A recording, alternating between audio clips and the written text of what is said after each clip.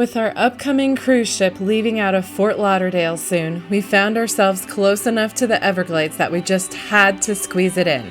We rented a Dodge Challenger, which David was pretty happy about, and headed southwest. We woke up early the next day and made a quick stop to Everglades National Park to check off the park and hopefully check off some alligators too, which we had never seen in the wild. We only had a half day to spare, so we had to be very selective with our activities. We did the short 1-mile Anhinga Trail, the most popular one in the park, and we had it practically to ourselves. Going during the dry season of March is a good time to see wildlife, because food is more concentrated when the water levels are lower. We saw many neat birds, including the namesake Anhinga, also known as snakebird, which was a delight to see given its beautiful textured-looking plumage. We also saw the great blue heron, purple gallinule, cormorant, and this mystery bird. It is definitely a birder's paradise, and we saw a few alligators too, which are pretty much guaranteed to see on this walk. Everglades is the third largest national park in the contiguous U.S., covering nearly 2,400 square miles. It is home to endangered and threatened species, has the largest continuous stand of sawgrass prairie on the continent, has the largest mangrove ecosystem in the Western Hemisphere, and has the largest designated wilderness in the eastern U.S. We figured our time at Everglades wouldn't be complete without doing an airboat tour, so we opted for a 1-hour group tour. Our boat held 10 passengers, but there were only 8 of us on the tour, including a couple of friends we met up with to join us. Our airboat glided over the water through this river of grass, taking us through the last remaining subtropical wetlands in North America. It was definitely a unique experience. The airboats can skim across waters as shallow as a few inches, but today's water wasn't quite that low, especially with the rain. For area tours like this, it currently costs about $60 for an adult and $30 for a child. They provided us with earmuff protection, which was important because the airboat tours are very loud, despite being outfitted with mufflers. It was a very rainy day, and as the day progressed, it got rainier. Our guide stopped the boat for us to put on the tour-provided rain ponchos, but unfortunately we were already a bit wet, but it was definitely for the better that we had them.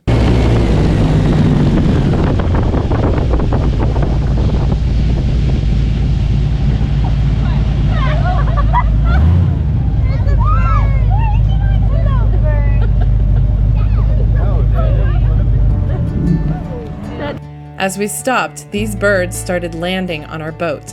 They are boat-tailed grackles, getting their name from the male's long tail that is in the shape of a V, like the keel of a boat.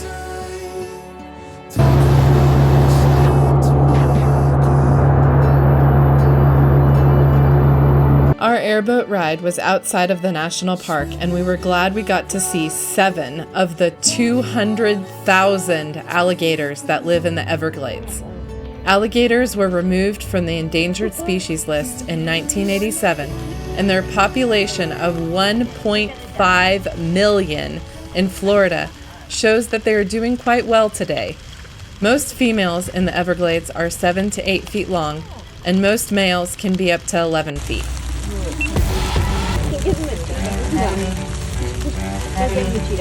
Oh, he looks like he's got something in his mouth. That's like a plant, though.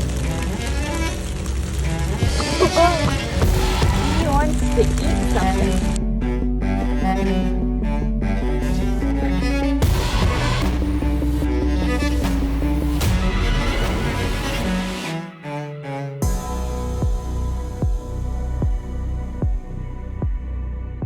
The airboat has a flat bottom and is operated by a giant fan-like propeller on the rear of the boat. The giant fan is powered by an engine, and the boat can go up to 40 miles per hour.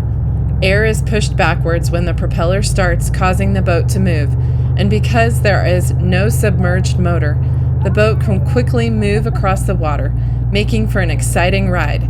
Every now and then, when we would see an alligator, our guide would stop the engine, and we could just hear the lulling sound of the rain. falling on the water. Anybody want to go for a swim? No. Hello, little guy. It's looking at me. It's gonna eat me first. You gotta climb up here.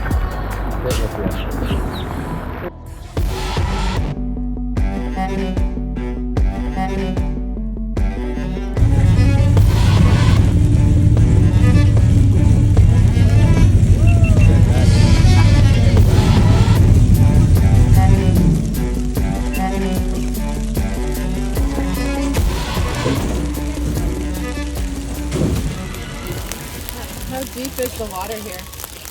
In most places today that we've been in, about 3 foot or so.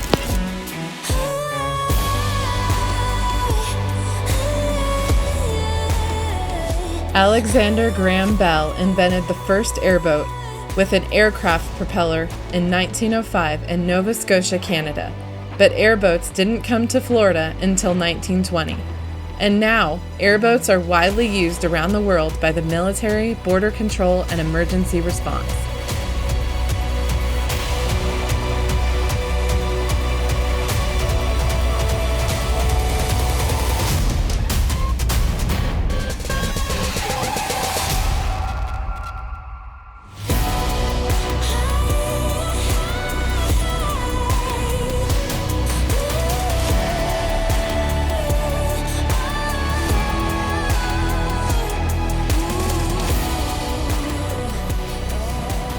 By the end of our tour, we felt and looked like wet rats. Don't worry about doing your hair in Florida. But it was a unique experience, and we happily checked off more alligator sightings. We were so grateful we got to explore a very small fraction, about 15 miles, of the 1.5 million acres of this beautiful, unique, and wild place called the Everglades, and that we got to share it with friends.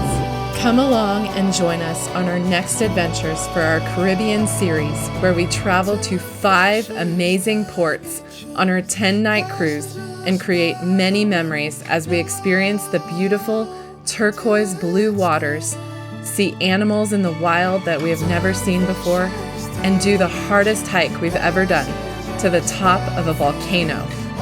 This trip takes us out of our comfort zone and into a world of amazing and diverse scenery.